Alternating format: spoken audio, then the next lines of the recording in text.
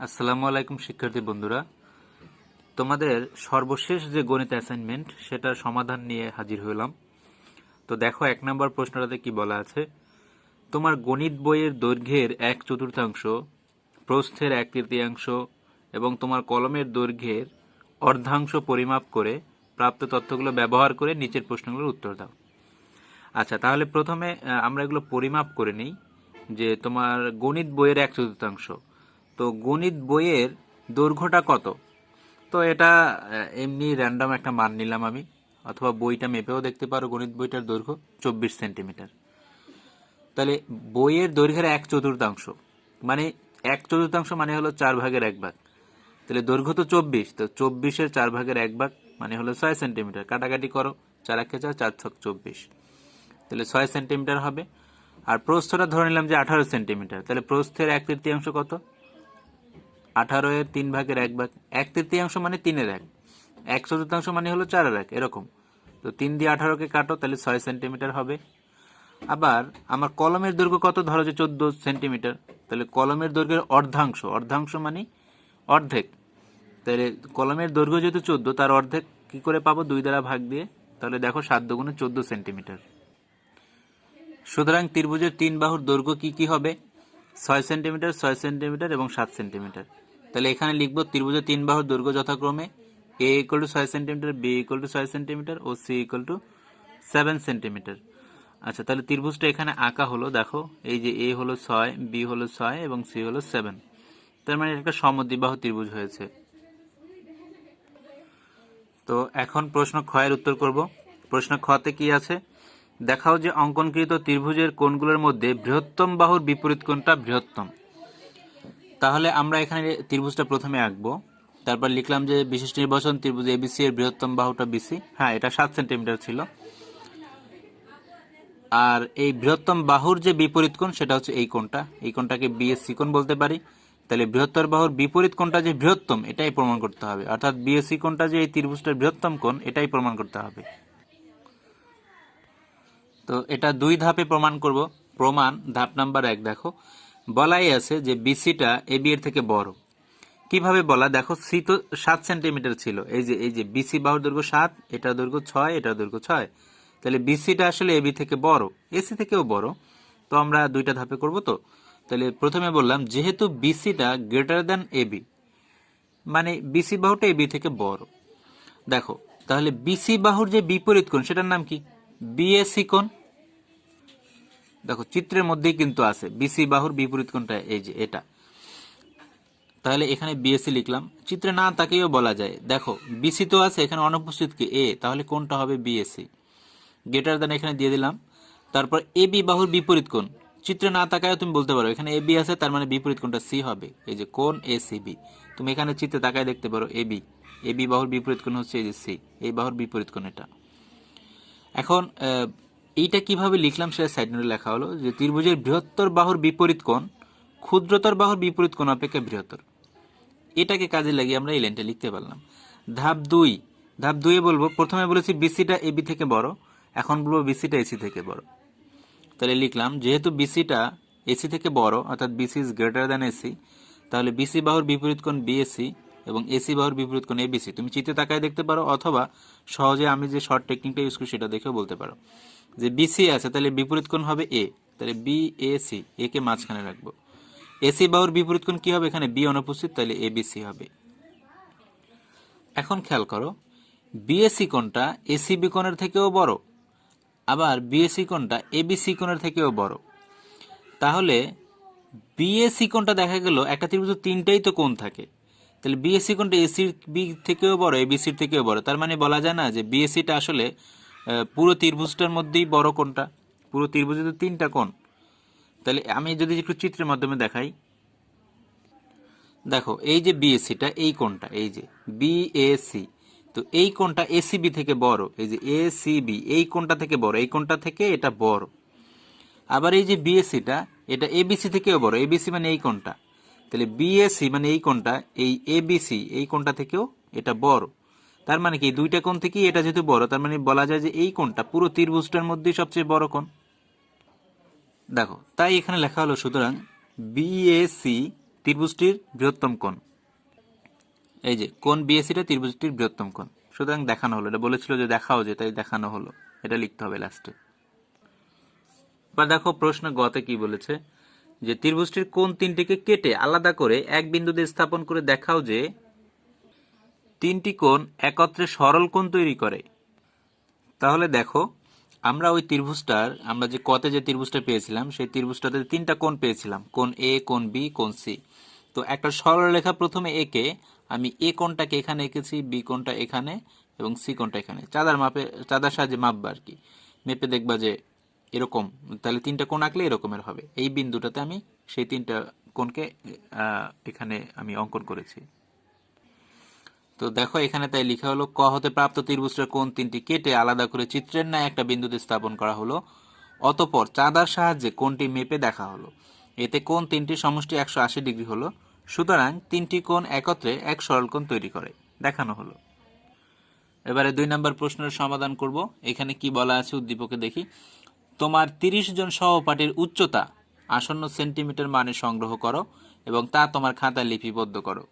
তো মনে করো যে তুমি যেই কি বলে এটাকে সংগ্রহ করতে বলেছে, যে সহপাঠীর উচ্চতাগুলো, সেগুলোকে আমরা উপাত্ত বলতে পারি, যে সংগৃহীত উপাত্ত। তুমি সেই ধরো যে উচ্চতাগুলো নিলা তোমাদের সহপাঠীর থেকে, তাহলে সেগুলো তুমি ধরো যে এরকম করে পেয়েছো, একটা হলো 150 সেন্টিমিটার, 146 সেন্টিমিটার, 148, এরকম করে 30 জনের ডাটা তুমি নিয়েছো এখানে, যে তাদের উচ্চতা কত সেন্টিমিটার, এবং সেটা আসন্ন মানে নিয়েছো তুমি।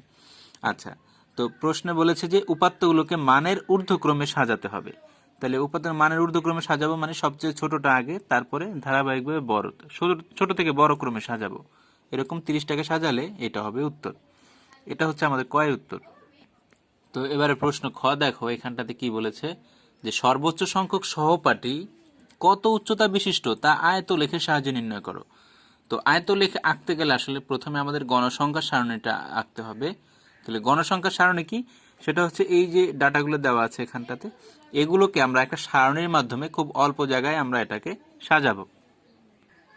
তো দেখো এরকমের একটা সারণী লিখবা, যে প্রদত্ত উপাত্তের গণসংখ্যা সারণী নিম্নরূপ, উচ্চতা সেন্টিমিটারে এবং গণসংখ্যা। তো 145 এই উচ্চতা আছে 3 জন ছাত্রের বা সহপাঠীর, 146 আছে 2 জনার, 147 আছে 8 জনার, 147 8 জনার এবং 148 হচ্ছে 7 জনের, 149 হচ্ছে 5 জন সহপাঠীর এবং 150 সেন্টিমিটার উচ্চতা আছে আরো 5 জন সহপাঠীর। তাহলে মোট দেখো এখানে 30 জন সহপাঠীর ডাটা কিন্তু আমরা কালেক্ট করেছি। 3 আর 2 5, 8 5 13, 8 7 20, 20 5 25, আর 5 30। হ্যাঁ ঠিক আছে একদম। এবারে এই ডাটা দ্বারা যদি আমরা আয়তলেখ আঁকতে চাই, তাহলে আমাদের কি করতে হবে, আমরা ছক কাগজে x অক্ষ বরাবর প্রতি 5 ঘর সমান 1 একক ধরবো, আর y অক্ষ বরাবর প্রতি 2 ঘর সমান 1 একক ধরবো, তারপরে আয়তলেখটা আঁকবো। আচ্ছা, আমরা x অক্ষ বরাবর আসলে এই উচ্চতাগুলো বসাবো, 145, 146 এগুলো বসাবো x অক্ষ বরাবর, আর গণসংখ্যা 3 2 8 7 5 5 এগুলো আমরা বসাবো y অক্ষ বরাবর। তাহলে দেখো এটা করার জন্য আমাদের প্রথমে একটা x অক্ষ আঁকতে হবে এবং পরে একটা y অক্ষ আঁকতে হবে। এই অক্ষরেখা দুইটা যে বিন্দুতে মিলিত হয়েছে সেই বিন্দুটাকে আমরা বলবো ও বিন্দু। তারপরে উচ্চতাগুলো আমরা x অক্ষ বরাবর নিয়েছি, দেখো 145, 146 এরকম করে 150। তো এগুলো আমরা নিব, x অক্ষ বরাবর প্রতি 5 ঘর মানে হচ্ছে 1 একক, আর y অক্ষ বরাবর প্রতি 2 ঘর হচ্ছে 1 একক। দেখো প্রতি 2 ঘরকে আমি 1 বলবো, তো 2 ঘরকে যদি 1 বলি তাহলে এখানে 6 ঘরকে বলতে হবে 3। তাহলে দেখো এই যে 6 ঘর, তাহলে 145 এই বরাবর গণসংখ্যা হচ্ছে তোমার 3 জন, তাহলে আমাকে 6 জন বসাতে হবে। কেন 6 জন বসাতে হবে, কারণ হলো প্রতি 2 ঘরকে আমি 1 বলেছি, তাহলে এখানে 6 ঘরকে আমার 3 বলতে হবে। 2 ঘরকে যদি 1 বলি মানে অর্ধেক বলেছি, তাহলে 6 ঘরকে তার অর্ধেক অর্থাৎ 3 বলতে হবে, তাহলে এই হলো 3। 145 থেকে 146 এখানে 5টা ঘর আছে, 1 2 3 4 5, তাহলে 5 ঘরকে আমরা 1 একক বলেছি, তাই এটা 145 আর এখানে 146, এখানে 147, অর্থাৎ 5 ঘরকে আমরা 1 একক ধরলে 5 ঘর পর পর আমরা 1 করে বাড়াবো। এই যে 145, 146, 147, দেখো 5 ঘর পর পর বাড়ছে। এরকম করে আমরা বিন্দুগুলো বসাবো। দেখো তারপরে আমি জাস্ট একটু কালার পেন দিয়ে কালার করে দিছি, তোমরা জাস্ট পেন্সিল দিয়েও করতে পারো, তবে লালটা ব্যবহার না করাই ভালো। তো এখানে দেখো সবচেয়ে বেশি উচ্চতা আছে কিন্তু এই যে এখানটাতে 147-এ দেখো 147-এ কিন্তু উচ্চতাটা সবচেয়ে বেশি। 47 এই উচ্চতা বিশিষ্ট এখানে সর্বোচ্চ 8 জন আছে, এর থেকে 8 জনের বেশি কিন্তু কোথাও নেই। তাহলে আমরা এখান থেকে কি বলতে পারবো যে আয়তলেখ হতে দেখা যায় সর্বোচ্চ সংখ্যক শিক্ষার্থী 147 সেন্টিমিটার বিশিষ্ট। এবং তোমরা গ্রাফ পেপারটাকে পিন আপ করে দিবে উত্তরপত্রের সাথে। এবার এসে সংক্ষিপ্ত প্রশ্নগুলোর উত্তর করি। এখানে প্রথমে বলা আছে -p+6 এটার বর্গ কত? তো এটার বর্গ দেখো খুব সহজ, a + b হোল স্কয়ার সূত্র দিয়ে আমরা এটা করে ফেললাম। আশা করি এটা তোমরা পারবে। এরপর 2 নম্বর সংক্ষিপ্ত প্রশ্নের উত্তরে এরকম p+q এর মান 7 দেওয়া, p-q এর মান 3। তাহলে এটা সূত্র কি? 2 × a² + b² এর সূত্র কিন্তু হচ্ছে a + b whole square + a - b whole square. মান বসায় দাও, উত্তর চলে আসবে 58। এরপরে আসো 3 নম্বরে। 3 নম্বরে 3টা রাশি দিয়ে বলছে যে এদের লসাগু কত। তো এটা লসাগু খুব সহজে আমরা বের করব। আমরা প্রথম রাশি লিখব, দ্বিতীয় রাশি লিখব, তৃতীয় রাশি লিখব। এবং মনে রাখবে দেখো প্রথমে সংখ্যাগুলো লসাগু করতে হয়। তো 3 এবং 5 এদের লসাগু কিন্তু 15। এরপরে a² a আর এখানে a³। তো সর্বোচ্চ ঘাত বিশিষ্ট পদ হচ্ছে মানে এটা হচ্ছে a³। তাহলে আমরা a³ লিখব। এখানে b আছে, এখানে b², এখানে নেই। তাহলে b এর সর্বোচ্চ ঘাত b², তাহলে b² লিখব। এখানে c নেই, এখানে c। তো c এর সর্বোচ্চ ঘাত 1ই, মানে শুধু c হবে। তো শুধু c লিখলাম। এরপর এখানে কোনো d নেই, এখানে একটা d আছে, এখানে d² আছে। তো সর্বোচ্চ পাওয়ার d², তাই d²টা এখানে লসাগু। তাহলে টোটালি 3টা রাশি লসাগু হবে 15a³ b² c d²। এরপরে এসো 4 নাম্বারটা। এখানে 2টা রাশি আছে আর বলছে তাদের লসাগু বের করো। তো প্রথমে উৎপাদকে বিশ্লেষণ করেছি। দেখো দুটো রাশির উৎপাদকে বিশ্লেষণ করে গসাগু হচ্ছে যেটা শুধু মিলবে। যেমন এখানে x আছে, শুধু x উৎপাদক, এখানে নেই, তাহলে এটা হলো না। এখানটাতে x+5 আছে, এখানটাতেও x+5 আছে, তো দুইটা থেকে একটা আসবে। আবার এখানে x-5 আছে কিন্তু এদিকে নাই, তাহলে ওটা আর উত্তরে আসবে না। তাহলে গসাগু হচ্ছে যেটা মিলে ওইটা শুধু, তাহলে x+5 হচ্ছে 4-এর উত্তর। এরপরে 5 দেখো।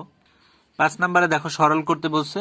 তো এটা দেয়া আছে, তো তুমি চিন্তা করো a-3 কে তুমি শুধু a ভাবো আর a+3 কে তুমি শুধু b ভাবো, তাহলে কি হবে? এটা a² - 2ab + b², মানে কি a - b হোল স্কয়ার সূত্র হলো না? তাহলে লেখো a - b, এই যে b হচ্ছে এটাতে আমি b ধরেছি a+3 কে, তাহলে a - b হোল স্কয়ার। পরে মাইনাস দিয়ে গুণ করে দিয়েছি, -a - 3 হবে, তাতে -a + a কাটা চলে গেলে -3 এর -3 হয় -6, তার উপরে স্কয়ার মানে 36। এরপর এসো 6 নাম্বারটা। তো বলছে এত এর সাথে আর কত যোগ করলে যোগফলটা একটা পূর্ণবর্গ হবে। আচ্ছা, তো প্রথমে দেখো এটাকে a² + b² সূত্র লিখলাম। মানে এরকম ভেঙে লেখা যায় 7x² + 2y²। এটা এই দুটাকে লেখা যায় 7² মানে আসলে 49 আর x² মানে x²। সিমিলারলি এটাও, তাহলে a² + b² হলো, এটা সূত্র কিন্তু a + b² - 2ab। তো এটা লেখার পরে দেখো 7 × 14 = 28xy। তো এই বাম পাশের এইটুকুন কিন্তু পূর্ণবর্গ, এখানে স্কয়ার আছে, কিন্তু এইটা কিন্তু পূর্ণবর্গ না, তাহলে এইটা বাদ দিতে হবে। তো এটার সাথে যদি +28xy দিতাম তাহলে কিন্তু কাটা যেত। তার মানে এই পুরো রাশিটার সাথে আমি যদি 28xy যোগ করি তখন এই রাশিটা পূর্ণবর্গ হবে। দেখো 7 নম্বরে বলছে এই রাশিটার একটা উৎপাদক এটা, তাহলে অন্যটা কত? সিম্পলি ভাগ করব, আর কিছুই না। ভাগ করলে অন্যটা বেরিয়ে যাবে। দেখো তাহলে আমরা এটা দিয়ে এটাকে ভাগ করব। ভাগ তোমরা করতে পারো আশা করি। তো এটা ভাগ যদি করো তাহলে দেখবা যে এখানটাতে ভাগশেষ শূন্য থাকে আর ভাগফল এটা হয়েছে, তার মানে ভাগফলটা হচ্ছে অন্য উৎপাদকটা। তাহলে এখানে লিখবো অতএব অপর উৎপাদকটা হচ্ছে x - 2y - 3z। 8 নাম্বার সংক্ষিপ্ত প্রশ্নে দেখো বলছে যে নিচের কোনটা সঠিক। তো 1 নাম্বারটার বাম পক্ষ আমি তুললাম। দেখো বাম পক্ষ এরকমের আছে, তো এটা মানে কি a + b * a - b। তো এটা সূত্র হচ্ছে a² - b²। তাহলে দেখো কি হচ্ছে 4x² - 9y²। এটা রাইট হ্যান্ড সাইডের সমান হয়ে গেল, তার মানে এটা সঠিক। 2 নাম্বারটা দেখো সঠিক কিনা আমরা চেক করব। লেফট সাইড তুললাম। তাহলে এখন এখানটায় আমরা সূত্র পড়ব, সূত্র ব্যবহার করব। এটা হাফ থাক, a + b² + a - b²। এটা সূত্র কিন্তু 2 × a² + b²। তাহলে 2 2 কাটা যাবে আর এখানে m² + n² থাকবে, যেটা রাইট হ্যান্ড সাইডের সমান আসলো। তার মানে কি 2 নাম্বারটাও সঠিক। এবার আসো 3 নাম্বারটা লেফট। তো এটা আসলে a - b² সূত্র না, আমরা জানি a + b² - 4ab, এটা মানে হচ্ছে a - b²। এখানে যদি প্লাস আছে তার মানে এটা ইকুয়াল না, এটা নট ইকুয়াল, এটা রাইট সাইডের ইকুয়াল না, এখানে নট ইকুয়াল লিখতে হবে। তাহলে left side not equal right side, অর্থাৎ এটা একটা ভুল।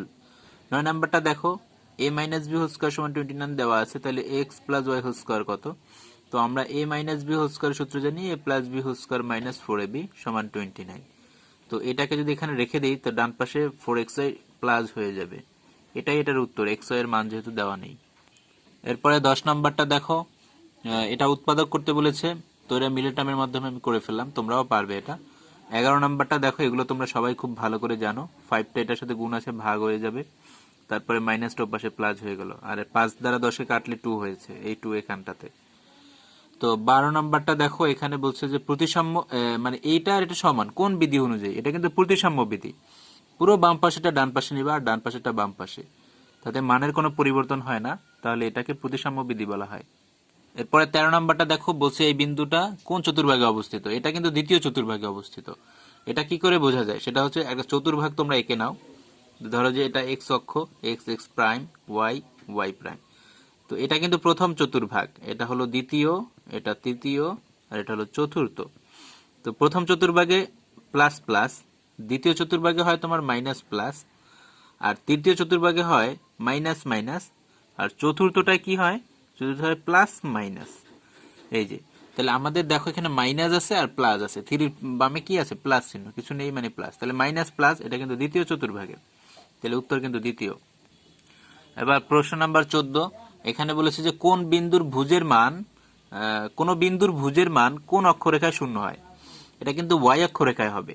আমি অনেক স্টুডেন্টকে এটা সমাধান করে দিচ্ছি, অনেকেই এক্স অক্ষরেখায় শূন্য এটা ভেবে রাখছে। এটা কিন্তু এক্স অক্ষরেখায় না, ওয়াই অক্ষরেখায় ভুজের মান শূন্য। এক্স অক্ষরেখায় তো ভুজের মান থাকবেই, এটাই স্বাভাবিক, এটা কিন্তু ওয়াই অক্ষরেখায় শূন্য হবে। এরপর 15 নাম্বার দেখো, বলছে যে কোন সংখ্যা থেকে -6 বিয়োগ করলে রেজাল্ট 12 হবে, -12 হবে। তো আমরা সেই সংখ্যাটা এক্স ধরেছি, তো এক্স থেকে -6 কে বিয়োগ দিলে রেজাল্ট -12 হয়, এটা মাধ্যমে একটা সমীকরণ লিখে এক্স এর মানটা দেখো -18 আসছে। লাস্ট টার্ম দেখো, লাস্ট টার্ম যে প্রশ্নটা আছে, বলছে যে কোন সংখ্যার 1/4 তার 1/3 থেকে সংখ্যাটির 1/12 অংশ কম, সংখ্যাটি এক্স এর সমীকরণটি কি হবে? আচ্ছা, আমরা সংখ্যাটা ধরলাম এক্স, ওরা বলে দিয়েছে, তাহলে এক্স এর 1/4 কত? x/4। 1/3 কত? x/3, এবং এক্স এর 1/12 অংশ হচ্ছে x/12। 1/4 মানে 4 ভাগের 1 ভাগ, তো এখানে এক্স এর 4 ভাগের 1 ভাগ লিখলে আসলে x/4ই আসে। সিমিলারলি এই এক্স এর 1/3 x/3। তো সমীকরণটা কি হবে? প্রশ্নে যেহেতু বলেই দিছে এটা, তাহলে সেই সংখ্যাটার 1/4 হবে ওই সংখ্যাটার 1/3 থেকে 12 ভাগ, ওই সংখ্যার 12 ভাগের 1 ভাগ বিয়োগ করলে যা হয় তাই। তাহলে সমীকরণটা দেখতে এরকমের হবে। আল্লাহ হাফেজ।